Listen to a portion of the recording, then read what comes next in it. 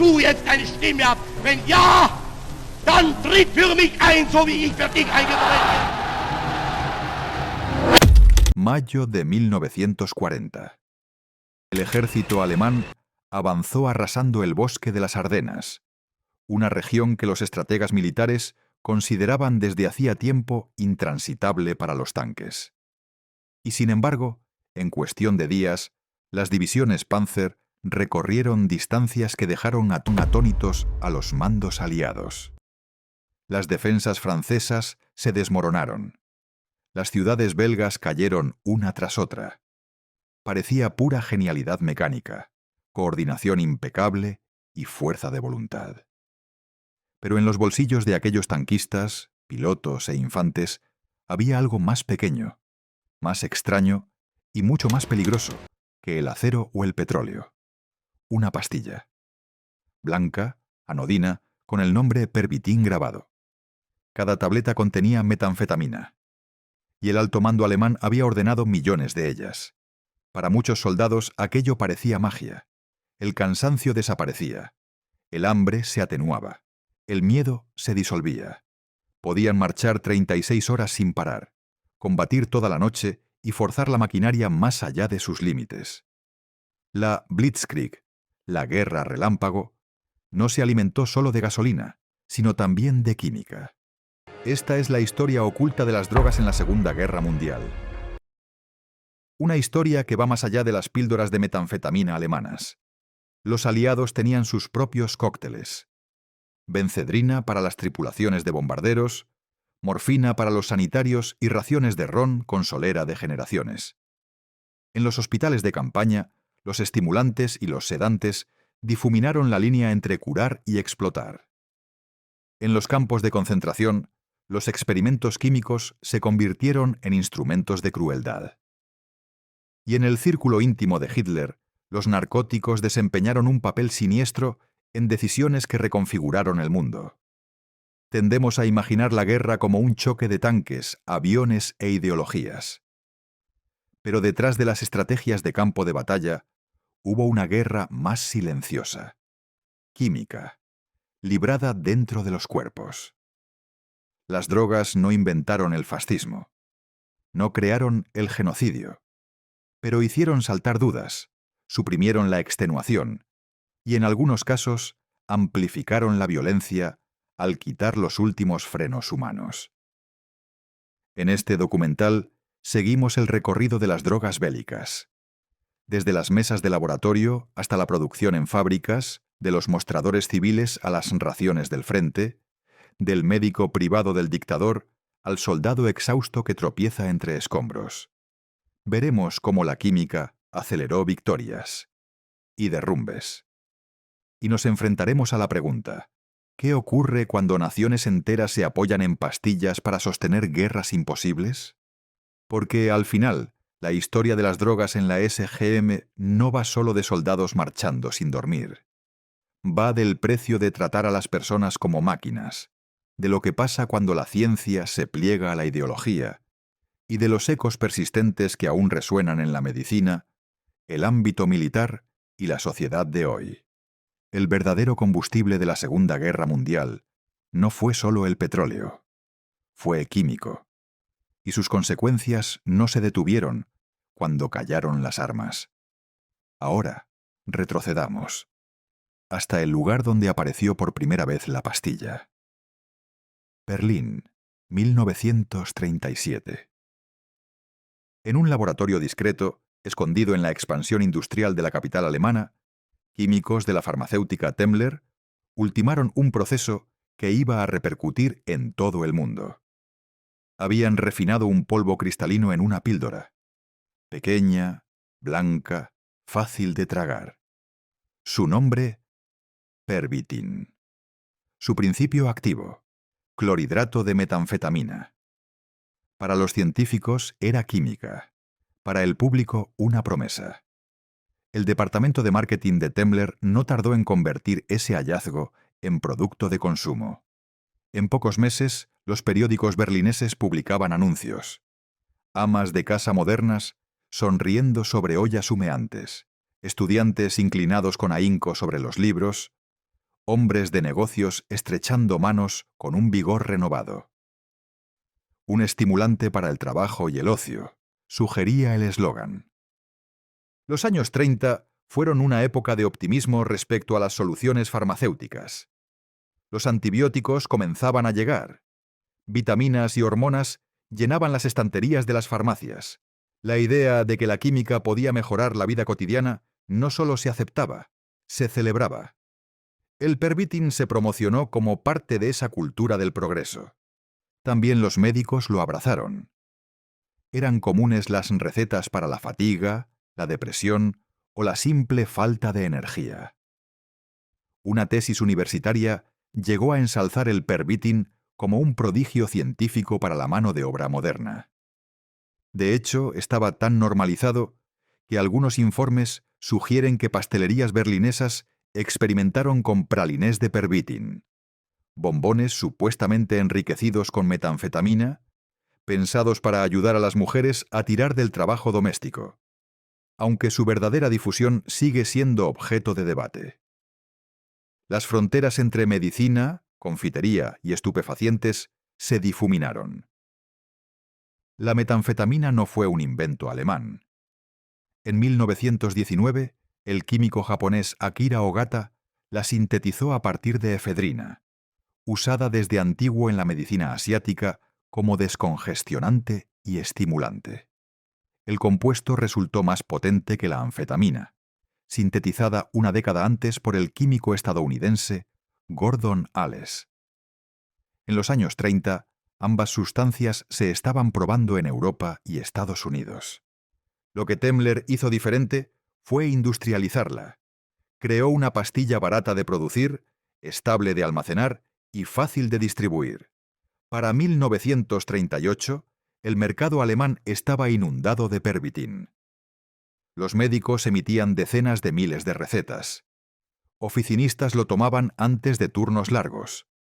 Conductores lo ingerían antes de rutas nocturnas. Estudiantes dependían de él en época de exámenes. Amas de casa lo removían en el café antes de afrontar la colada. Parecía inofensivo, casi saludable. Mientras tanto, en Reino Unido y Estados Unidos, otra droga seguía un camino similar. La benzedrina, nombre comercial del sulfato de anfetamina, había sido introducida en 1932 por la farmacéutica estadounidense Smith, Kline & French. Al principio apareció como inhalador para la congestión nasal, pero los médicos advirtieron pronto su efecto estimulante. Para 1937 ya existían comprimidos con receta. Al igual que el pervitin, la benzedrina se promocionó ampliamente. Para la depresión, la obesidad, la presión baja, incluso el mareo en barco. Los periódicos estadounidenses publicaban anuncios alegres prometiendo píldoras de energía para trabajadores cansados. Los universitarios empezaron a usarlas para estudiar de madrugada. En vísperas de la Segunda Guerra Mundial, tanto Alemania como los aliados tenían pastillas estimulantes circulando por la vida civil cotidiana. Conviene detenerse aquí. Estas drogas no irrumpieron en el mundo como herramientas siniestras de guerra. Eran legales, medicalizadas y normalizadas. Estaban en alacenas de cocina y cajones de oficina mucho antes de entrar en las raciones militares. Esta normalización es crucial. Cuando estalló la guerra, los gobiernos encontraron poca resistencia cultural para adaptarlas a los soldados. En la Alemania nazi, el auge del pervitin coincidió con un régimen obsesionado con la eficiencia, la vitalidad y la transformación de los ciudadanos corrientes en instrumentos del Estado.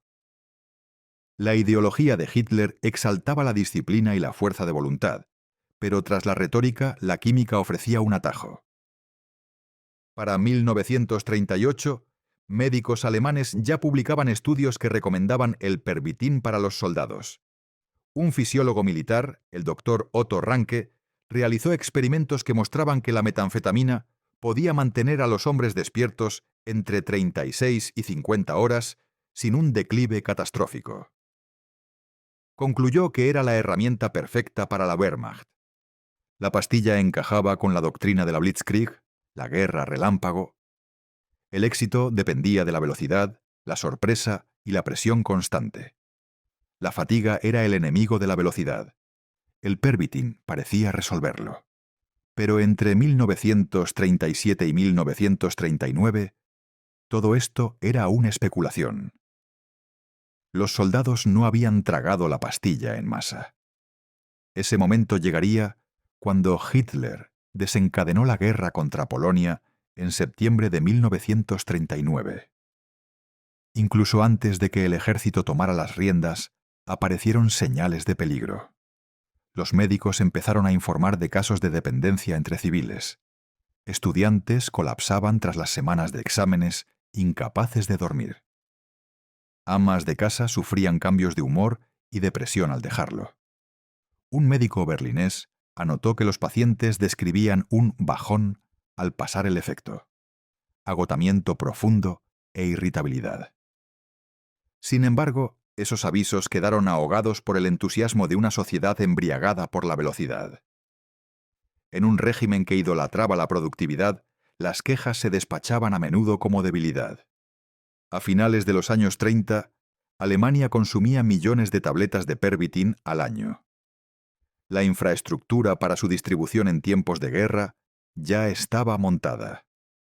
Al otro lado del canal, los ejércitos británico y estadounidense tomaron nota. Informes sobre el uso civil alemán circularon por revistas médicas. En 1938, la Real Fuerza Aérea Británica realizó pruebas limitadas de bencedrina con pilotos durante ejercicios de entrenamiento. Los resultados fueron desiguales pero prometedores. Los hombres se mantenían alerta más tiempo, aunque luego reportaban agitación. En Estados Unidos, el cuerpo médico del ejército almacenó discretamente tabletas de bencedrina incluso antes de que el país entrara en la guerra. Para 1940, los informes de investigación militar hablaban abiertamente de su utilidad en tareas prolongadas que requieren vigilancia. Ambos bandos se preparaban, conscientes o no, para trasladar los estimulantes del mostrador de la farmacia al campo de batalla. El salto fue inquietantemente corto. Una sustancia que en 1937 servía para apurar estudios o aguantar la faena doméstica. En 1940 impulsaría tanques por las Ardenas y bombarderos sobre el Canal de la Mancha. Lo que vuelve escalofriante esta historia no es solo la química, es la normalización. La pastilla se sentía corriente antes de ser militarizada. Cuando los gobiernos encargaron millones de tabletas, ya no escandalizaban, eran parte de la vida. Y así, cuando los ejércitos de Hitler entraron en Polonia y luego en Francia, sus bolsillos iban llenos no solo de munición y raciones, sino de pequeñas pastillas blancas. El laboratorio creó la pastilla. La vida civil la normalizó. El ejército la convertiría ahora en un arma. Pero, ¿cómo pasó exactamente una cajita de comprimidos a ser un instrumento oficial de la Blitzkrieg? ¿Cómo se transformó una receta médica en una orden logística de millones? La respuesta está en 1939 a 1940, cuando la Wehrmacht hizo del Pervitin una herramienta estratégica. Y cuando eso ocurrió, la propia guerra empezó a acelerarse. Para entender esa aceleración, debemos entrar en la primavera de 1940, en la química de la Blitzkrieg. 1 de septiembre de 1939. Al amanecer, las fuerzas alemanas invadieron Polonia. Había comenzado el primer gran choque de la Segunda Guerra Mundial. Al mundo le pareció genialidad militar. Tanques avanzando con coordinación milimétrica, bombarderos en picado aullando sobre columnas de refugiados y soldados, infantería empujando más rápido de lo que las defensas podían formarse. La Blitzkrieg, la guerra relámpago, había llegado. Pero dentro de las órdenes de campaña de la Wehrmacht había algo extraño, invisible al enemigo. Una pastilla. Mientras Hitler preparaba la invasión de Polonia, sus generales se enfrentaban a un problema: ¿cómo mantener a los hombres moviéndose grandes distancias sin derrumbarse? Los ejércitos seguían dependiendo de la resistencia humana. Los carros de suministro los tiraban caballos. Los soldados marchaban a pie. La fatiga era inevitable. Pero los médicos militares alemanes ya estudiaban una solución. El doctor Otto Ranke, director del Instituto de Fisiología General y de Defensa, había probado la metanfetamina en estudiantes universitarios. Sus hallazgos fueron asombrosos. Los sujetos permanecían despiertos durante días, completando tareas sin queja y con un rendimiento aparentemente intacto. Ranke estaba convencido de que esa era la clave de la guerra moderna. En su informe de 1939 escribió: «Es una sustancia valiosa para reducir la necesidad de dormir.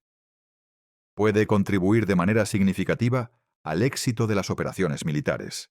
Así que cuando la Wehrmacht se movilizó, los encargados de suministros deslizaron Pervitin en la cadena logística. A los soldados en movimiento por Polonia se les dieron pequeñas tabletas blancas junto con las raciones y la munición.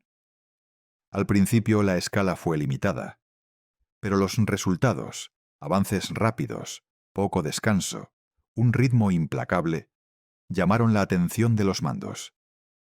Fue en la campaña contra Francia, en la primavera de 1940, cuando los estimulantes pasaron de experimento a doctrina. El plan de invasión era audaz. Las divisiones Panzer debían abrirse paso por las Ardenas, un bosque denso y escarpado que los aliados consideraban impracticable para tanques. Y luego, correr hacia el oeste hasta el canal, cercando a franceses y británicos. La estrategia dependía de la velocidad, la sorpresa y la continuidad del impulso. Cualquier pausa podía dar tiempo al enemigo para reorganizarse. Para sostener ese ritmo, había que eliminar la fatiga. Se dieron órdenes: distribuir Pervitin en cantidades masivas. Se estima que para abril de 1940 se habían enviado aproximadamente 35 millones de tabletas a las unidades alemanas que se preparaban para la ofensiva, aunque las cifras exactas varían por registros incompletos. La pastilla ya tenía apodos oficiales. Para las tripulaciones de tanques era la Panzer Schokolade, la chocolate de los Panzer. Para los pilotos de la Luftwaffe, Stuka-Tabletten, tabletas Stuka, por los temibles bombarderos en picado que hacían temblar las ciudades francesas. Para el infante de a pie era simplemente un salvavidas, la diferencia entre mantener el ritmo de los Panzers o quedarse atrás. Los partes del frente parecían de ciencia ficción. Una división registró 80 kilómetros de marcha en 36 horas con apenas descanso. Los soldados describían una claridad extraña, como si hubieran apagado el agotamiento. «Nos movemos como máquinas», escribió uno en una carta a casa. En el aire, los pilotos de la Luftwaffe volaban misión tras misión, a veces 12 horas seguidas, sin derrumbarse. En diarios, algunos admitían que apenas recordaban los aterrizajes. El cuerpo actuaba en automático, la mente desconectada. Desde la perspectiva aliada, el avance alemán parecía imparable. Oficiales británicos contemplaban con incredulidad cómo las columnas alemanas atravesaban un terreno que creían que las frenaría durante semanas. «Parecen incansables», se quejaba un informe francés. «No hay pausa, no hay titubeos». Para los observadores externos, aquello parecía disciplina. Dentro de las filas era química. Pero el milagro tenía sus costes. Los informes médicos de 1940 ya señalaban efectos secundarios inquietantes. Los soldados se volvían irritables, temerarios o eufóricos hasta el punto de desobedecer órdenes. Algunos reportaron alucinaciones, enemigos fantasma, movimientos imaginarios en el bosque. Otros caían en un sueño súbito y profundo cuando el efecto pasaba. A veces en mitad de una marcha, a veces mientras cubrían puestos críticos. Un médico militar dejó constancia. Después de 3 dosis, la conducta se vuelve impredecible. Aumenta la agresividad. El juicio se deteriora. El ciclo era simple y peligroso. Subidón, bajón y otra vez subidón. Para una doctrina basada en el impulso constante, ese bajón podía ser catastrófico. Los aliados tomaron nota. Para 1940, informes de inteligencia sugerían que los soldados alemanes estaban asistidos químicamente. Científicos británicos experimentaron con su propio estimulante, la bencedrina, ya presente en el mercado civil. Para el verano de 1940, la Royal Air Force autorizó oficialmente su uso en misiones largas. El ejército estadounidense, aún fuera de la guerra, probó la bencedrina con tropas en ejercicios de campo. Los resultados reflejaron la experiencia alemana. Los hombres se mantenían alerta, pero mostraban mal juicio bajo presión. Pese a ello, en 1941, la bencedrina ya era dotación estándar para las tripulaciones de bombarderos estadounidenses que se preparaban para el conflicto inevitable. Así comenzó una nueva carrera armamentística, no de acero ni petróleo, sino de química. Las victorias alemanas de 1940 dejaron al mundo boquiabierto. Dinamarca y Noruega en abril, Francia y los Países Bajos en mayo y junio. En cuestión de semanas, París había caído. A mediados de verano, solo Gran Bretaña permanecía sin ocupar. Nació el mito de la Blitzkrieg, la imagen de fuerzas alemanas imparables, perfectamente coordinadas, siempre un paso por delante. Los historiadores suelen atribuirlo a la planificación, la tecnología y el factor sorpresa. Con razón. Pero sepultado bajo la estrategia, había otro factor. Millones de pastillas blancas, tragadas en la oscuridad, empujando cuerpos humanos más allá de sus límites naturales. Conviene insistir, la pastilla no inventó la invasión, pero quitó el último freno a la velocidad. La Blitzkrieg no fueron solo tanques y radios, fue química. Incluso en 1940 ya se veían grietas. Los soldados se quejaban de agotamiento cuando se agotaban las reservas. Los oficiales se preocupaban por la disciplina cuando algunos hombres mostraban conductas maníacas. Un memorando de la sanidad de la Wehrmacht a finales de 1940 aconsejó restringir el pervitin a situaciones de emergencia, advirtiendo de colapso nervioso y dependencia. Pero la advertencia llegó tarde. La droga estaba incrustada en la doctrina. El ejército había marchado con química y había ganado. El éxito ahogó la prudencia. Y así, la pastilla pasó a formar parte del equipo, tan familiar como el pan y las balas. A finales de 1940, tanto el Eje como los aliados habían introducido estimulantes en sus fuerzas.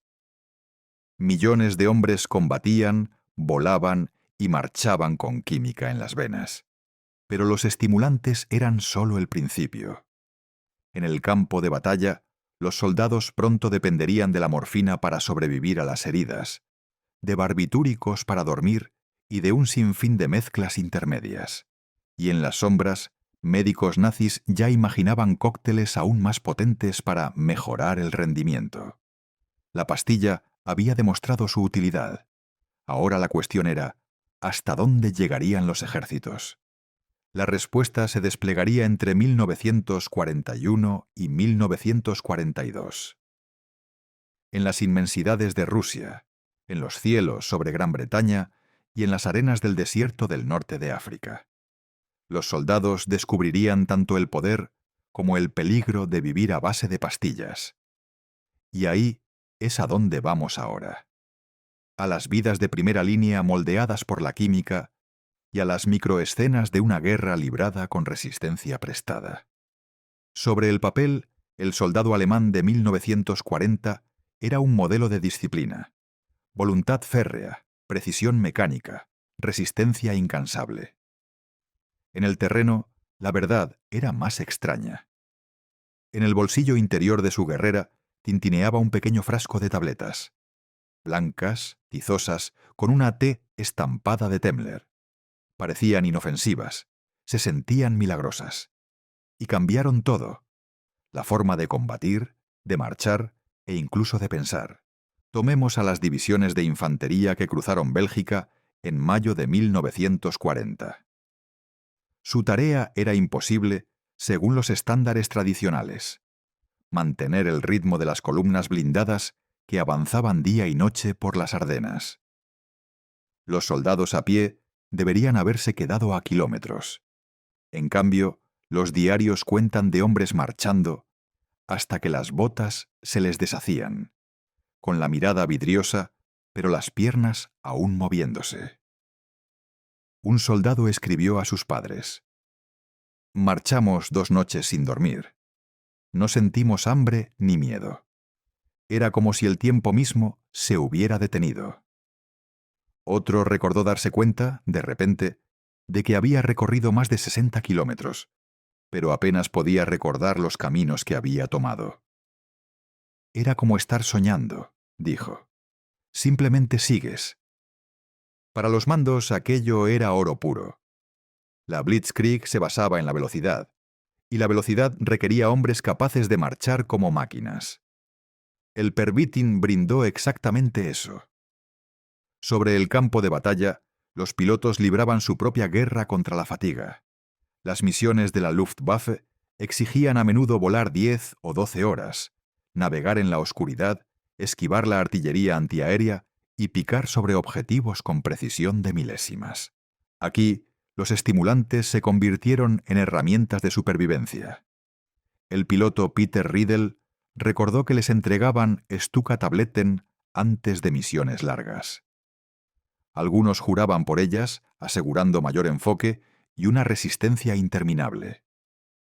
Pero otros describieron efectos inquietantes: paranoia, visión en túnel o alucinaciones de aviones enemigos donde no los había. Los pilotos británicos de la Royal Air Force sufrían tensiones similares. Durante la batalla de Inglaterra en 1940, a algunos se les dio bencedrina antes de las patrullas nocturnas. Uno recordó: «Al principio sentías que podías seguir para siempre. Luego, de repente, nada, como despeñarte». El estimulante los mantenía en el aire, pero cuando el efecto pasaba, los aterrizajes eran tanto figurados como literales. Un piloto que cabeceaba al tomar tierra ponía en peligro no solo su vida, sino la de toda la escuadrilla. Para los aliados, en ningún lugar fue el uso de drogas más sistemático que en las tripulaciones de bombarderos. Desde 1941, la RAF y más tarde las Fuerzas Aéreas del Ejército de EE-UU enviaron hombres a misiones de 8, 10, incluso 12 horas. Volaban en la oscuridad helada, sentados en cabinas sin presurizar a altitudes donde escaseaba el oxígeno, pilotando máquinas pesadas sobre cielos enemigos. A los comandantes les preocupaba menos la salud a largo plazo que el rendimiento inmediato. La bencedrina se entregaba como rutina. Para 1942, las Fuerzas Aéreas del Ejército de EE-U habían distribuido más de 15 millones de tabletas a sus tripulaciones. Los tripulantes contaban que la droga amortiguaba el miedo y agudizaba la vigilancia.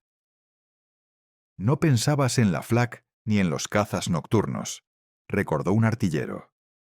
«Solo mantenías los ojos abiertos y el dedo en el gatillo».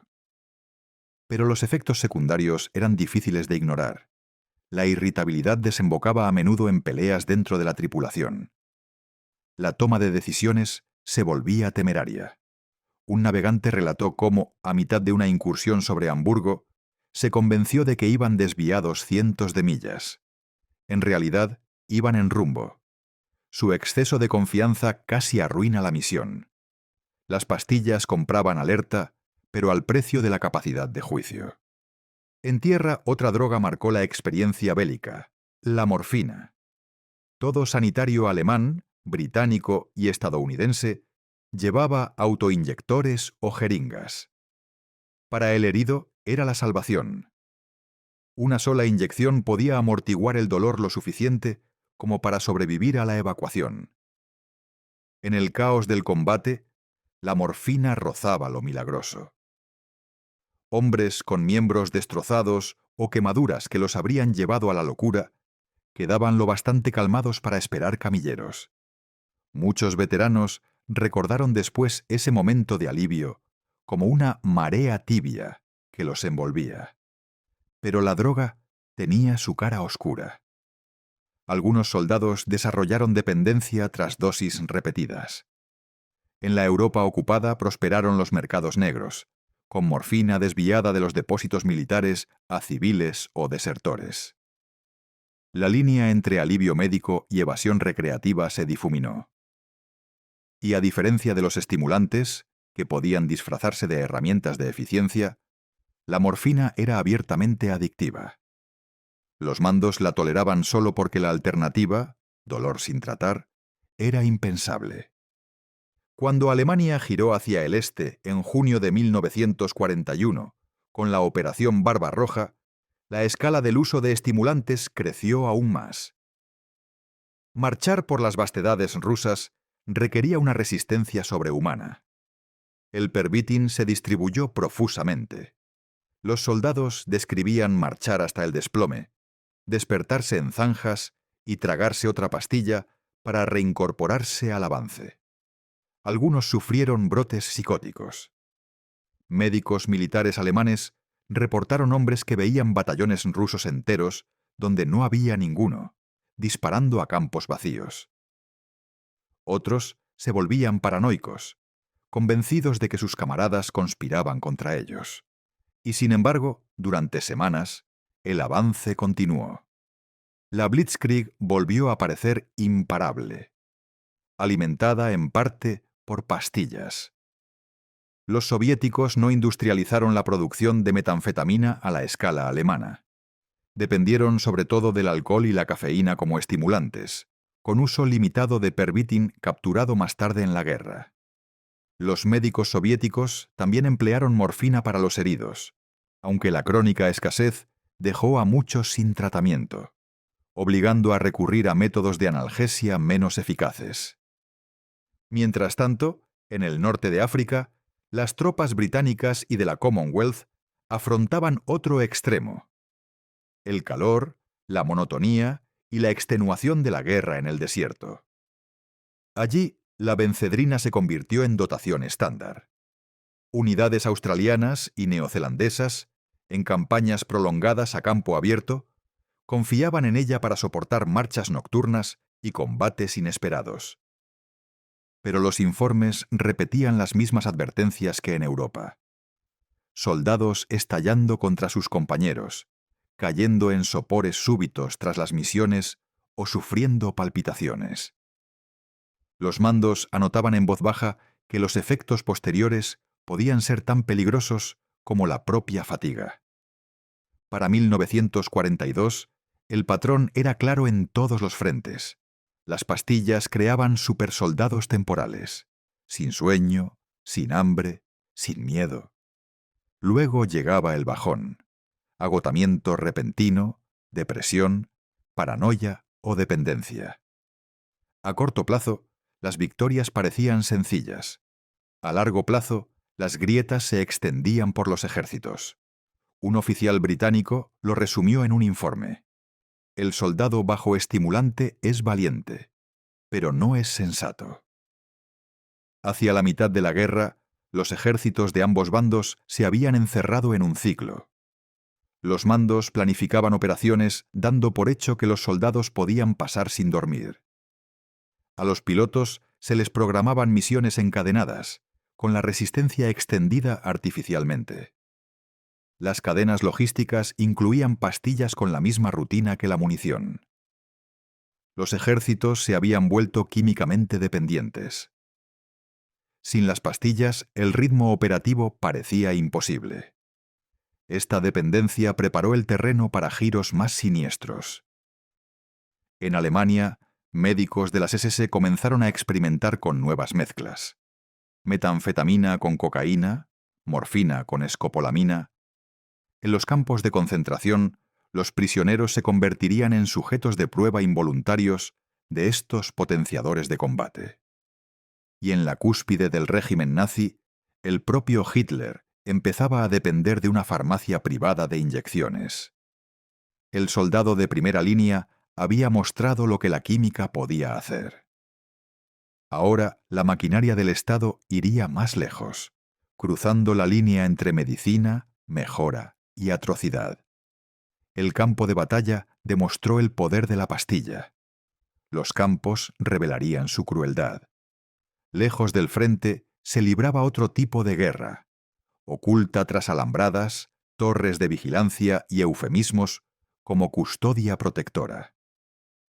Dentro del sistema de campos de concentración nazi, las drogas dejaron de ser herramientas de resistencia. Se convirtieron en instrumentos de control, coacción y crueldad. Para 1941, el pervitin ya se había probado en el campo de batalla. Pero las SS y el estamento médico nazi imaginaron otro uso: los experimentos. Campos como Dachau, Sachsenhausen y Auschwitz funcionaban también como laboratorios. Los prisioneros no eran pacientes. Eran sujetos de prueba, despojados de elección, utilizados en pos de una investigación tan pseudocientífica como despiadada. Uno de los primeros experimentos implicó la propia metanfetamina. Los médicos de las SS querían saber hasta dónde podía forzarse el cuerpo humano. En Sachsenhausen se obligó a los prisioneros a tragar altas dosis de pervitin antes de hacerlos marchar con botas pesadas por la explanada durante horas. Algunos colapsaban y eran golpeados hasta que se levantaban. A otros los dejaban morir cuando sus cuerpos ya no respondían. Se tomaban notas con desapasionamiento, como si se catalogaran fallos mecánicos. Otro programa probó chicles a base de cocaína. La idea era escalofriantemente práctica: crear un estimulante que las tripulaciones de submarinos pudieran mascar sin parar, permaneciendo despiertas durante días en los U-Boote abarrotados. A los internos se les ordenaba masticar el chicle y luego realizar ejercicios extenuantes en condiciones heladas. Los resultados, alucinaciones, colapsos, fallos orgánicos, se registraban mientras el sufrimiento humano se trataba como simple dato. Si los estimulantes ponían a prueba la resistencia, los sedantes imponían obediencia. Barbitúricos y otros tranquilizantes se inyectaban a prisioneros para volverlos dóciles durante interrogatorios o procedimientos médicos. En algunos casos, los sedantes se usaron como herramientas de ejecución.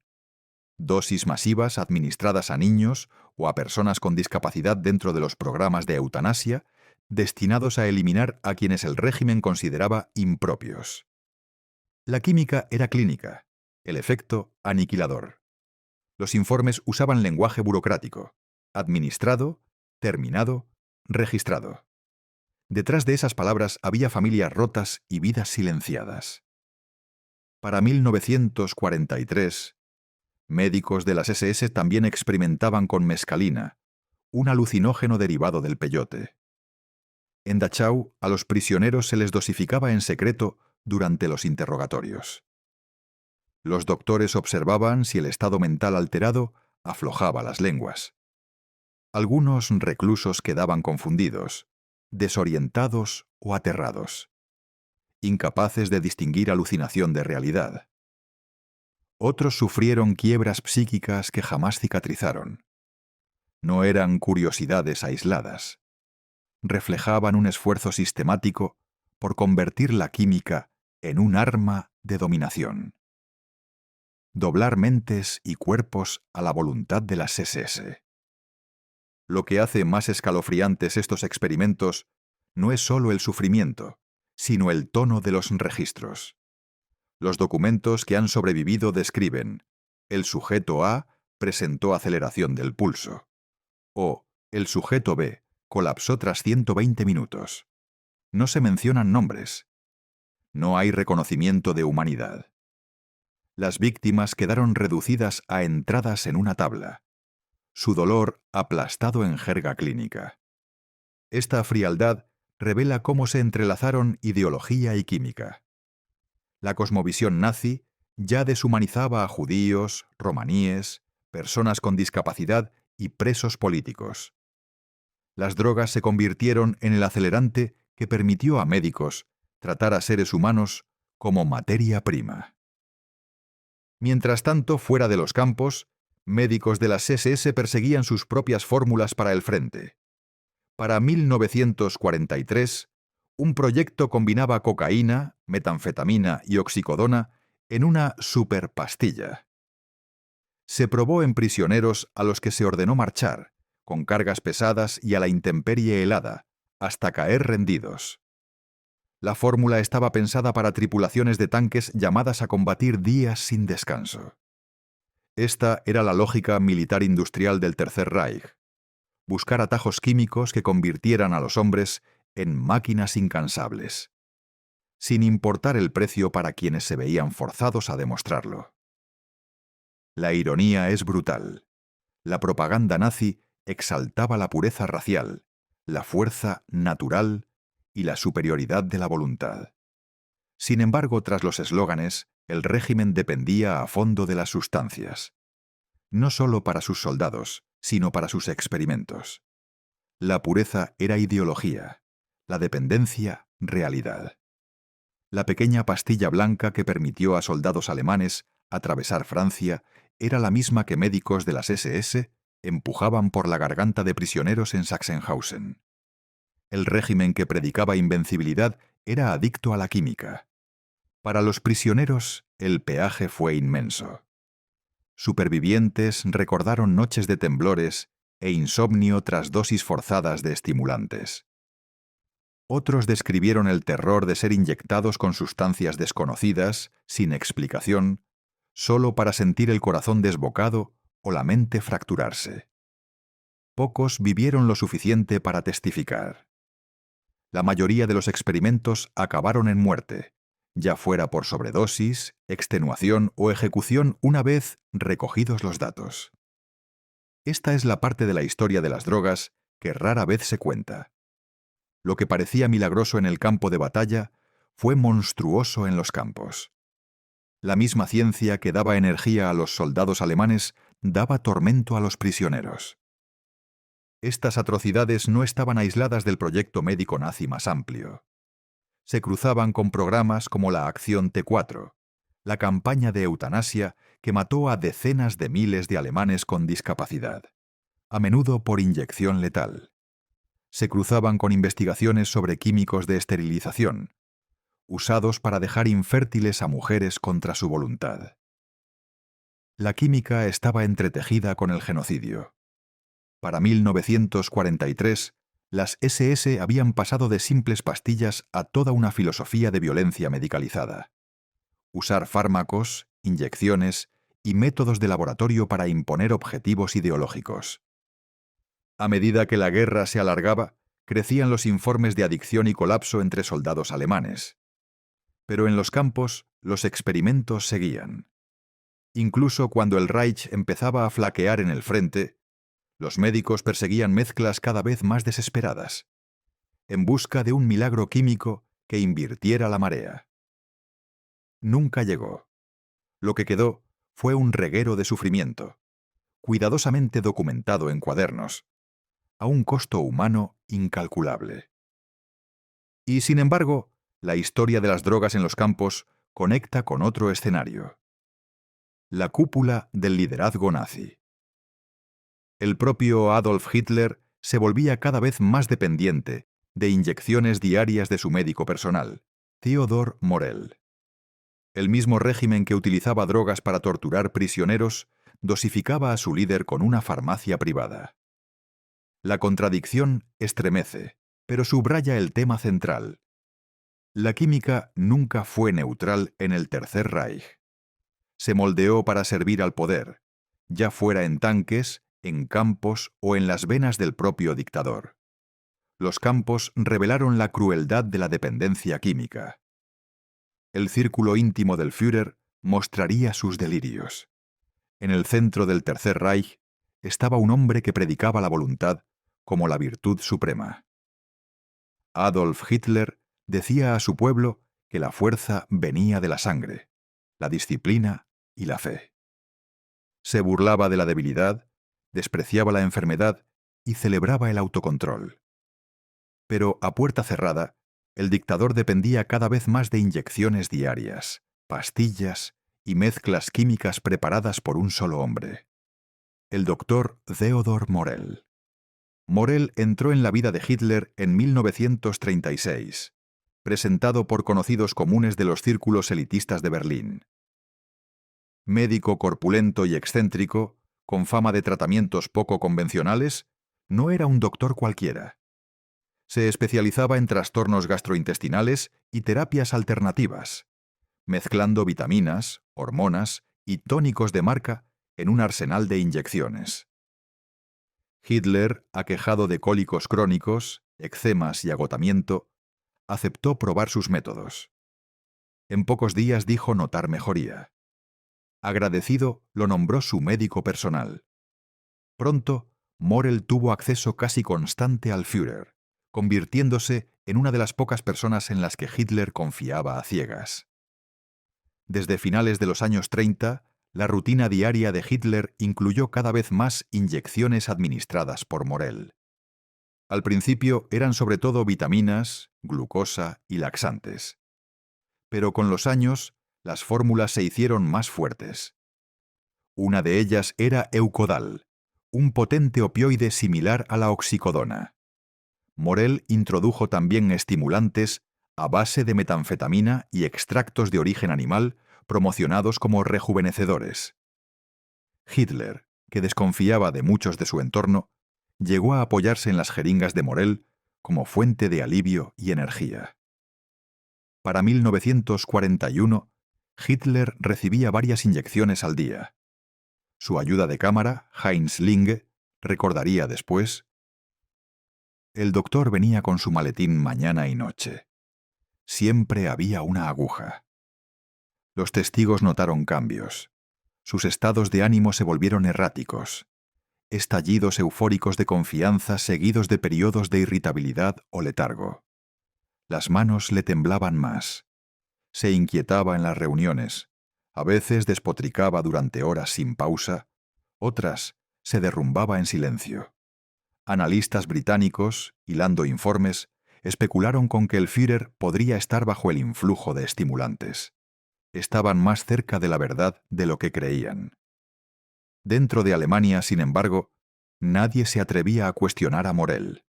A sus espaldas lo apodaban el curandero del Reich, pero Hitler lo defendía con ferocidad. Criticar a Morell era buscarse la cólera de Hitler. Los historiadores han debatido cuánto influyó el consumo de drogas de Hitler en sus decisiones militares. Aunque es imposible probar una causalidad directa, el calendario invita a preguntas. Durante la invasión de la Unión Soviética en 1941, insistió en avances rápidos, convencido de que aplastaría a Rusia antes del invierno. Hay indicios de que recibía estimulantes a diario en ese periodo, lo que pudo alimentar su exceso de confianza, aunque su rigidez ideológica y sus errores estratégicos fueron factores de peso. Cuando los generales urgieron retiradas a finales de 1941, Hitler se negó. Ordenó resistir pese a pérdidas catastróficas. Algunos contemporáneos especularon que su estado alterado contribuyó a la obstinación, pero otras influencias, como su desconfianza hacia los mandos, también pesaron mucho. En 1942 y 1943, con las derrotas de Stalingrado y el norte de África, Hitler parecía cada vez más desconectado de la realidad. Visitantes notaban su palidez, el temblor de sus manos, sus ráfagas de energía maníaca. Cada episodio iba seguido de la llegada de Morel con otra jeringa. Un oficial de su Estado Mayor recordó: «Sabíamos cuándo había llegado la inyección. Se le encendían los ojos, la voz cobraba fuerza y durante unas horas volvía a ser él». Las notas de Morel, recuperadas tras la guerra, enumeran decenas de sustancias que consumía Hitler: barbitúricos, bromuros, atropina, estricnina, anfetaminas, opiáceos y derivados de testosterona. También inyectaba extractos de órganos animales, hígado, semen de toro, incluso testículos pulverizados, vendidos como terapias de rejuvenecimiento. Para 1944, la dependencia era total. Exigía que Morel lo acompañara a todas partes, incluso al búnker a prueba de bombas, cuando las fuerzas aliadas se cerraban sobre Berlín. Los bombardeos mermaron el suministro de ciertos fármacos y obligaron a sustituciones. Morel se apresuraba a mantener la pauta, improvisando a veces con mezclas no probadas. Las fotografías de 1944 a 1945 muestran a un hombre visiblemente deteriorado. Encorvado, piel cerosa, la mano izquierda temblando sin control. Los visitantes lo describían envejecido antes de tiempo, alternando estallidos de megalomanía con una fatiga hueca. Cuando el atentado del 20 de julio de 1944 lo dejó herido, Morel lo atiborró de morfina y estimulantes para calmar el dolor y devolverle energía. A las pocas horas, Hitler se dirigía a la nación, la voz trémula de furia. La química lo había remendado temporalmente, pero las grietas eran evidentes. ¿Por qué confió Hitler tanto en Morel? En parte porque Morel le daba lo que ansiaba: alivio inmediato. El dictador detestaba la enfermedad, veía la debilidad como vergüenza y exigía actividad constante. Las inyecciones de Morel le permitían mantener la ilusión de invencibilidad, incluso mientras su cuerpo se venía abajo. Pero la dependencia también alimentó el aislamiento. A finales de 1944, algunos generales intentaron advertirle de que los tratamientos de Morel eran peligrosos. Los ignoró. Cuando Albert Speer, ministro de Armamento, expresó su preocupación, Hitler cortó: «Si despidiera a Morel, me moriría». En abril de 1945, con tropas soviéticas cerrando el cerco sobre Berlín, las reservas de Morel se agotaron. En el subterráneo Führerbunker, Hitler se debilitaba día a día. Testigos lo describen arrastrándose por los pasillos, apenas capaz de sostenerse en pie, con temblores violentos. Cuando por fin Morel fue destituido, en parte por paranoia, en parte porque ya no podía suministrarle lo que exigía, Hitler se deterioró rápidamente. El andamiaje químico que lo sostenía se vino abajo. El 30 de abril de 1945, Hitler se quitó la vida en el búnker. Para entonces, su cuerpo era la cáscara de quien había dominado Europa. Las drogas no crearon su ideología ni sus crímenes, pero alimentaron sus delirios, prolongaron su desafío y enmascararon su decadencia. La dependencia química de Hitler expone la contradicción central del régimen nazi. De puertas afuera exaltaba pureza, fuerza y voluntad. Por dentro su líder vivía a base de inyecciones diarias, con un cóctel de estimulantes y narcóticos corriendo por sus venas. El hombre que despreciaba la debilidad era adicto. El que predicaba pureza dependía de extractos animales y opiáceos. El imperio que prometía invencibilidad se desmoronaba bajo el peso de sus propias ilusiones. Y si las drogas pudieran nublar el juicio de un dictador, también podían deshilachar la disciplina de ejércitos enteros. Porque mientras Hitler se consumía en su búnker, soldados alemanes por toda Europa vivían su propio derrumbe químico, adictos, exhaustos y desencantados. Ese deshilachamiento es el siguiente capítulo. Para 1943, el milagro de la pastilla se desvanecía. Lo que había parecido una ventaja imparable, soldados marchando sin dormir, pilotos volando sin miedo, reveló su factura. Adicción, agotamiento y derrumbes químicos se extendieron por las filas de Eje y aliados. La Blitzkrieg había funcionado con química. Pero la química, como cualquier combustible, se consume. En las grandes llanuras de Rusia, las tropas alemanas pagaban el precio de su dependencia inicial. En 1941, el Pervitin impulsó la ofensiva implacable hacia Moscú. En 1943, durante las retiradas de Stalingrado y Kursk, el suministro flaqueó. Soldados que se habían acostumbrado a las pastillas se vieron sin ellas. Diarios del frente hablan de colapso. Uno escribió: «Mi cuerpo pide las tabletas. Sin ellas me tiemblan las manos, se me cierran los ojos, los pensamientos se me vuelven negros». Otro confesó ver soldados rusos entre los árboles donde no había nadie. Alucinaciones del síndrome de abstinencia. Los médicos de campaña reportaron casos masivos de depresión y psicosis. Algunos hombres vagaban sin rumbo, desoyendo órdenes. Otros se desplomaban a mitad de marcha, incapaces de continuar. Lo que antes los hacía incansables, ahora los hacía inservibles. Los sanitarios militares alemanes reconocieron la crisis. Un memorando confidencial de 1943 de la sanidad de la Wehrmacht advertía: «El remedio se ha convertido en un lastre. La dependencia entre las tropas es generalizada. Debe restringirse su uso». Pero las restricciones eran inviables. La estrategia del ejército aún asumía marchas sin dormir y ofensivas constantes. Sin pastillas, la doctrina se desmoronaba. Los mandos ignoraron en silencio las advertencias y siguieron distribuyéndolas. La adicción se toleró como coste de la guerra.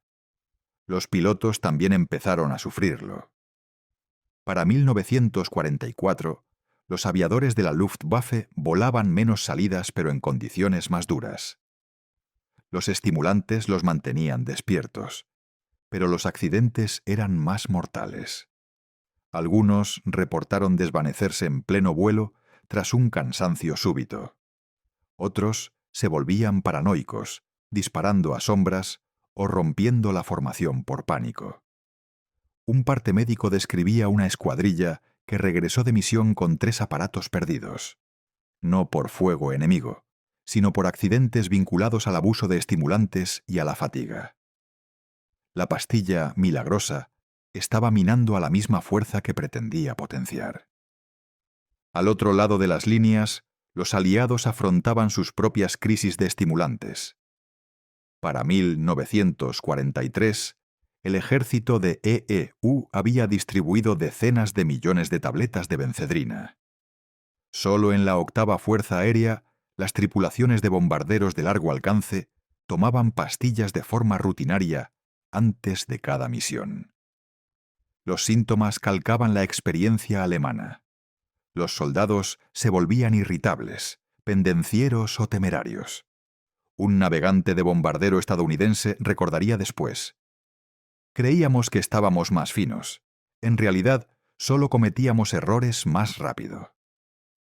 Los informes británicos repetían la preocupación. Un médico de la RAF escribió: «La bencedrina mantiene la vigilia, pero deteriora el juicio. Su uso táctico puede justificarse, pero el uso habitual es peligroso».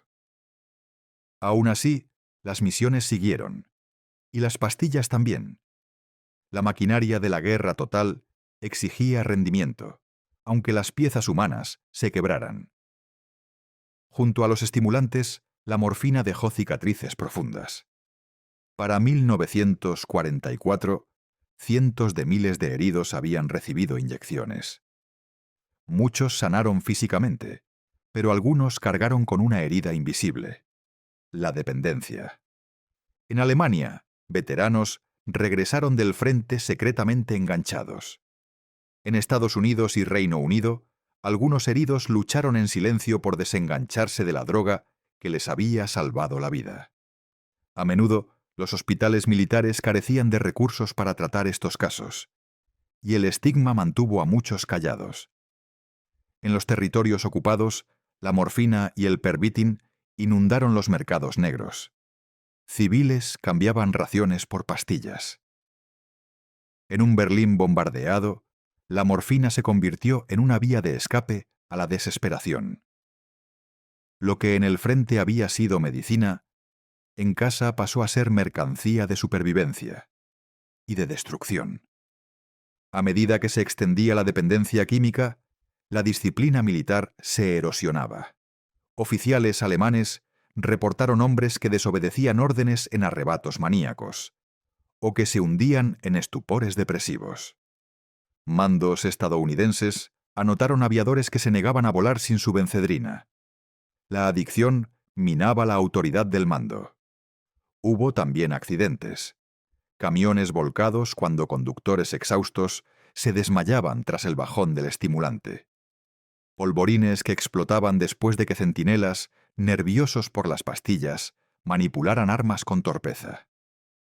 El coste se medía no solo en salud, sino también en material perdido y vidas truncadas. A finales de 1944, los cuerpos médicos alemán y aliado habían reunido pruebas de los peligros.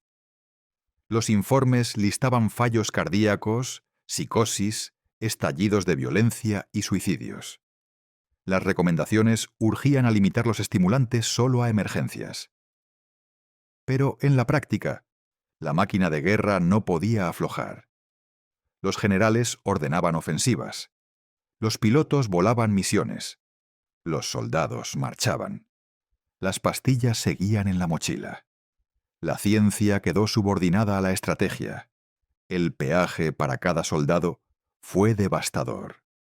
Las cartas de 1944 y 1945 suenan distinto al brío confiado de 1940. Los hombres escribían de desesperación, insomnio y ansias. «No puedo cerrar los ojos sin ellas», confesó un soldado alemán sobre el pervitin. Un aviador estadounidense admitió: «Estamos librando la guerra 2 veces, contra el enemigo y contra nuestros propios nervios». Incluso para quienes sobrevivieron, la huella persistió. Veteranos volvieron con trastornos nerviosos, problemas cardíacos o dependencia latente. Algunos cargaron esas cicatrices en silencio durante décadas. En los últimos meses de la guerra, el andamiaje químico se desmoronaba junto con el propio Reich. Hitler, privado de las inyecciones de Morell, se deterioraba a la vista en el búnker. Las tropas alemanas, hambrientas y mal abastecidas, ya no tenían acceso continuo a sus raciones de pastillas. Los hombres máquina de 1940 habían desaparecido. Lo que quedaba eran cuerpos exhaustos y rotos. Para los aliados, los estimulantes mantuvieron la máquina en marcha hasta las ofensivas finales de 1944 a 1945. Pero los sanitarios notaron el aumento de colapsos, físicos y psicológicos. Llegó la victoria, pero el coste humano se extendió mucho más allá del campo de batalla. El patrón era claro. Los estimulantes dieron velocidad, pero también dependencia. La morfina dio alivio, pero también adicción. Las drogas fueron acelerantes, no soluciones. Ardieron con fuerza y dejaron cenizas. Cuando falló el suministro, fallaron los soldados. Cuando las pastillas dejaron de funcionar, lo hizo la doctrina. El milagro de 1940 terminó entre los escombros de 1945. La guerra terminaría en mayo de 1945. Pero la química no. Los excedentes de estimulantes inundaron las sociedades de posguerra. Los veteranos llevaron sus dependencias a la vida civil. Y los ejércitos guardaron discretamente las lecciones, preparados para usar de nuevo los estimulantes en futuros conflictos. El batacazo de 1945 no fue el final. Fue el comienzo de un nuevo capítulo. Aquel en el que las drogas de guerra moldearon la paz, la medicina e incluso las guerras por venir. Esa segunda vida es nuestro siguiente destino.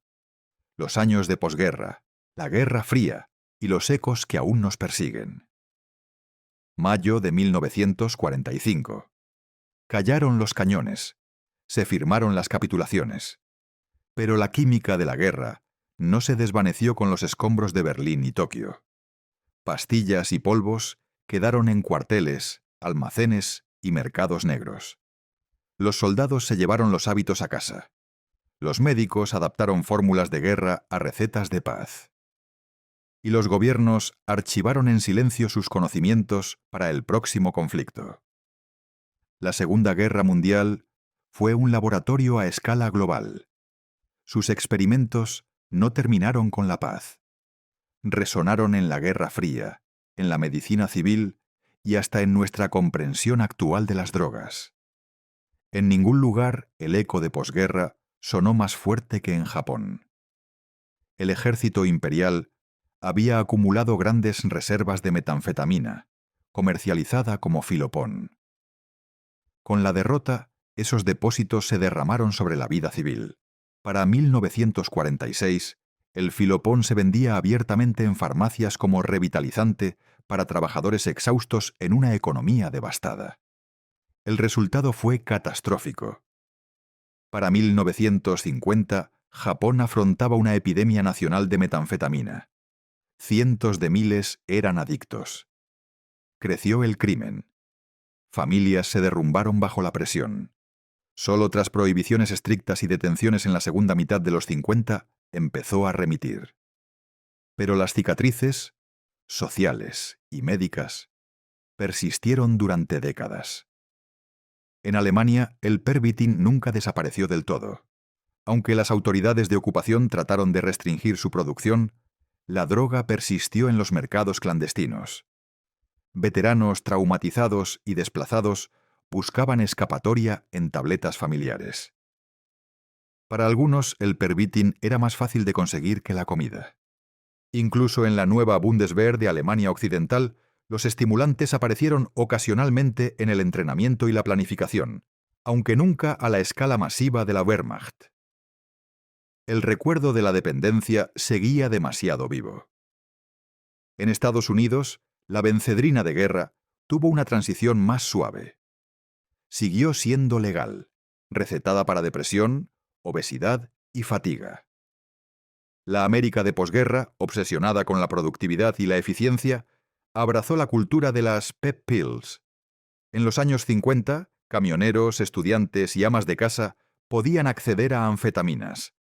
Las farmacéuticas las reetiquetaron como ayudas seguras y eficaces para la vida moderna.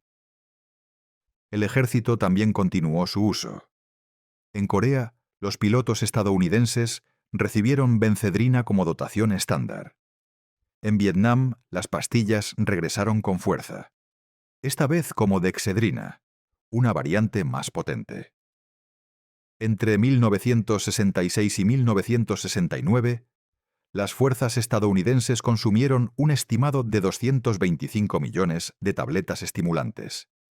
La lección de la SGM, que los estimulantes podían mantener a un ejército despierto y agresivo, no se olvidó. La Unión Soviética también aprendió de la química bélica, aunque no industrializó la metanfetamina a la escala alemana. Dependió mucho del alcohol, la morfina y después de las anfetaminas. Manuales militares de la Guerra Fría describían los estimulantes como herramientas para mantener la disponibilidad combativa prolongada. Se repitió el mismo patrón. Promesas de resistencia sobrehumana seguidas de costes ocultos. No todos los legados fueron destructivos. Algunos fármacos de guerra evolucionaron hacia tratamientos médicos legítimos. Las anfetaminas, pese a sus abusos, se convirtieron en base de terapias para trastornos de atención. La morfina, pese a su potencial adictivo, siguió siendo imprescindible en entornos controlados para aliviar el dolor. La diferencia entre medicina y arma no era el compuesto en sí, sino el propósito y la escala. En la guerra las pastillas se repartían por millones, a menudo sin considerar efectos secundarios. En medicina, dosis cuidadas y seguimiento permiten beneficios reales. Pero la frontera sigue borrosa. Los debates modernos sobre medicamentos estimulantes resuenan con ecos de los años 40, cuando los médicos prometieron por primera vez que la química podía volver a los hombres incansables, enfocados y obedientes. Tras 1945, las naciones se debatieron sobre cómo clasificar y controlar estas sustancias. La metanfetamina fue prohibida o estrictamente restringida en Europa y Japón. Las anfetaminas, sin embargo, siguieron prescribiéndose ampliamente hasta bien entrados los 60, hasta que los abusos forzaron controles más duros. Culturalmente, la memoria de las drogas de guerra se reprimió a menudo. Los veteranos rara vez hablaban de las pastillas. A los países les resultaba más fácil contar historias de valor, sacrificio y tecnología que de química. El mito del soldado incansable era más digerible que la realidad de ejércitos medicados. Solo décadas después, los historiadores destaparon la magnitud a través de archivos y testimonios. ¿Cuál es entonces el legado de las drogas de guerra? Primero, muestran lo fácil que es doblar la ciencia a la ideología. Una pastilla que empezó como ayuda doméstica se convirtió en arma de la Blitzkrieg. Un sedante pensado para calmar pacientes se usó como herramienta de exterminio en los campos. Un estimulante que mantenía despiertos a los pilotos también los llevó a alucinar y estrellarse. Segundo, recuerdan que las drogas son acelerantes, no causas. La metanfetamina no inventó el fascismo, ni la bencedrina ganó la guerra a los aliados. Pero ambas despojaron de límites naturales: cansancio, miedo, vacilación, haciendo más fácil la violencia y más rápido el derrumbe. Por último, desafían el mito de la pureza. Los nazis predicaban fuerza racial y superioridad natural, pero sus soldados y líderes se sostenían con sustancias. Los aliados reclamaban la superioridad moral, pero también dieron millones de pastillas a sus tripulaciones. Ningún bando fue inmune a la tentación del atajo químico. Incluso en el siglo XXI, los ecos persisten. Las Fuerzas Armadas modernas siguen suministrando estimulantes para misiones largas, aunque bajo una supervisión médica más estricta. En Afganistán e Irak, pilotos estadounidenses recibieron Go Pills, por lo general modafinilo, para mantener la alerta. El debate ético continúa. ¿Mejoran la seguridad al reducir la fatiga o enmascaran el agotamiento y convidan al desastre? En la vida civil, los estimulantes con receta son comunes para ciertas condiciones médicas. Bien usados, pueden ser transformadores. Mal usados, repiten el viejo patrón de dependencia y bajón. La historia que comenzó en los laboratorios de los años 30 no ha terminado. Continúa, con formas y nombres nuevos. Para 1945, el mundo había visto hasta dónde podía empujar una pastilla los límites humanos. También había visto el precio: adicción, accidentes, atrocidades y un legado de desconfianza. La química de la SGM nos recuerda que la tecnología, por pequeña que sea, nunca es neutral. Lleva los valores de quien la empuña, y en el crisol de la guerra total, los valores se doblaron hacia la velocidad, el control y la dominación. Cayó el régimen, pero la química no. Se filtró en la paz, moldeando medicina, ejércitos y sociedades durante generaciones. ¿Cuál es, entonces, la enseñanza? No es que las drogas causaran la guerra, ni que expliquen sus atrocidades, es que actuaron como acelerantes, borraron los últimos frenos entre ideología y acción. Hicieron más fácil obedecer, más fácil aguantar, más fácil destruir. Y dejaron cuerpos rotos, mentes rotas y sociedades heridas. La historia de las drogas en la Segunda Guerra Mundial es, en última instancia, una historia sobre nuestra relación con los límites. El cansancio, el dolor y el miedo no son solo debilidades. Son avisos, frenos, recordatorios de nuestra mortalidad. Borrarlos con química es arriesgarse a perder el equilibrio que nos mantiene humanos. En 1940, una pastilla convirtió a soldados en máquinas, por un tiempo. En 1945, esa misma pastilla los dejó adictos, rotos o muertos. El milagro fue temporal. El coste, permanente. Hoy, cuando nuevas drogas prometen enfoque más afilado, más horas despiertos y mejor rendimiento, el eco de aquella historia debería hacernos pensar. La ciencia puede ser medicina. También puede ser arma. La diferencia está en los valores que le ponemos. La Segunda Guerra Mundial nos mostró lo que ocurre cuando la química sirve a la ideología. Convirtió pastillas en acelerantes del odio. Sostuvo delirios de invencibilidad y dejó cicatrices que aún no han sanado del todo. Las drogas no inventaron el odio, solo quitaron el último rozamiento que lo frenaba. Esa es la lección de la guerra, y su eco sigue con nosotros. Si esta historia te conmovió, te desafió o te ayudó a ver la Segunda Guerra Mundial de otra forma, sería un honor que te unieras a nuestra comunidad en crecimiento. Suscribirte no es solo un clic, es una manera de apoyar historias más potentes, más voces olvidadas y más verdad del pasado. Si crees que estas historias importan, dale al botón de suscribirte y sigamos construyendo este viaje juntos. Y no olvides dejar un comentario. Los leemos todos y nos encanta conocer tu opinión. Hasta la próxima. Sigue explorando la historia con Epic War. Sigue preguntando. Sigue buscando la verdad.